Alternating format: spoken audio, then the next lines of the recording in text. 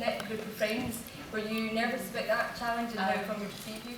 Yeah, I was quite nervous. I think we all are nervous, you know, when you're about to do something new, it's kind of nerve-wracking, isn't it? And then I got there and everyone was really nice.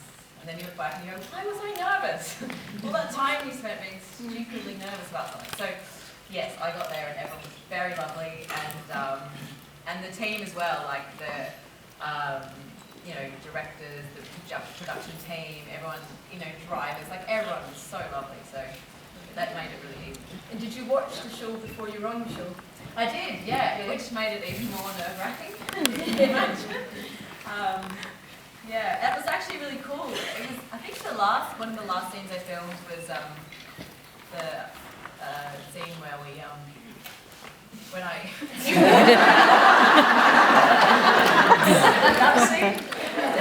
That scene? Yeah, the scene where I go to your house. Anyway, I thought that was cool because until then, most of the sets that I'd been on were new sets. You know, they weren't I didn't recognise them, but that was really cool. So I was like, oh, I'm in Cat and Dad's house. Whereas, yeah, so I quite enjoyed that. Yeah.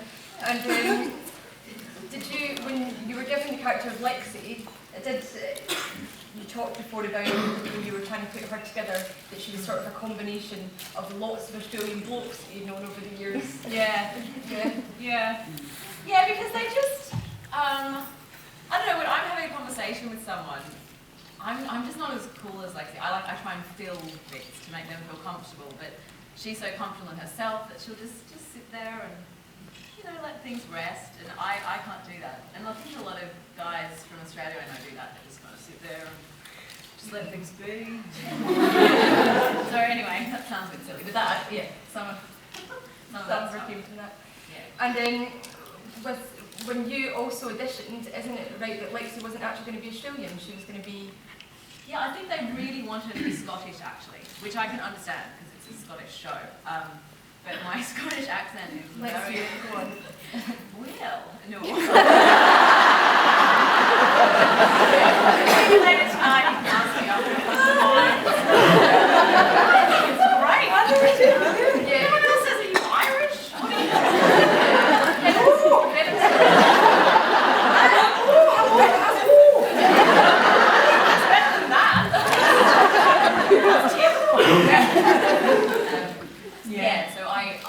When I read it, and so I thought, well, I'll do an English accent, and then when I read it, I thought it would work really well as Australian.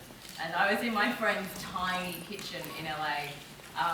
Her studio flat is about as big as from here to the piano. And we kind of got into this kitchen and got this window, and we're like, we need more light to get the blind out. And we had her little crappy camera, and she was just reading with me. And I kind of... When did it take? You did it over there? Yeah. Yeah, because I wasn't in England at the time, so I just taped myself. I don't know why. I'm a terrible director. Can you just film that?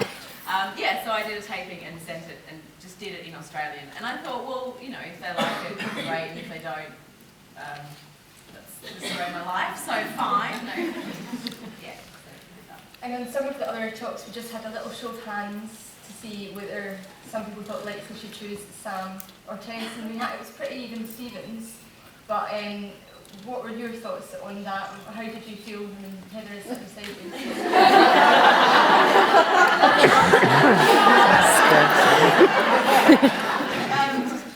Well, where's Fiona? Basically, I equivocate on this. I think it's I can see both, and I've had relationships in the past that are like both, and I think that they both have their merits. And a lot of me, I remember I was watching episode 5, and I was like, oh, they'd be so good together, Tess and Lexi, because they understand each other and they're kind to each other, and there's so many nuances. And then obviously you'd be great too. I can see from both angles. And I do more like if there's a third series, because I'd like her to be with both of them, but then that would make her a horrible person.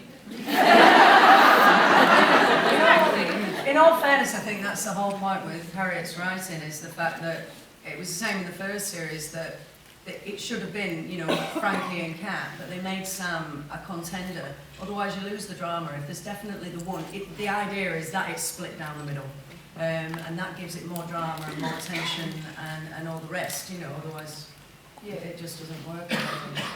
You know, when you had the Bet and Tina, but you had Helena Peabody, she became brilliant later on in the series. But initially, you were like, oh no, you know, there's got to be that strong contender on both sides, I think.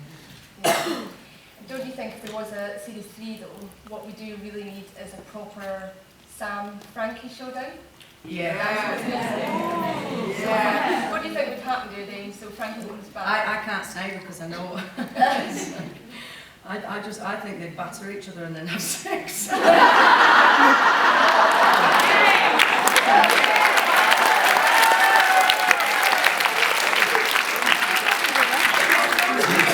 Totally regret it, do you know what I mean? But I think it'd be one of those. Well, I mean,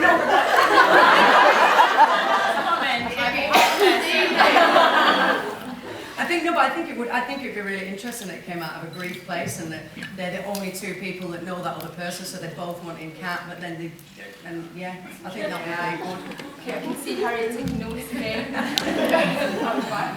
So if there was a season 3, you would both want to do it, and what would you actually like to see? What would you like to see for Lipsy in season 3? I just don't know. I don't think.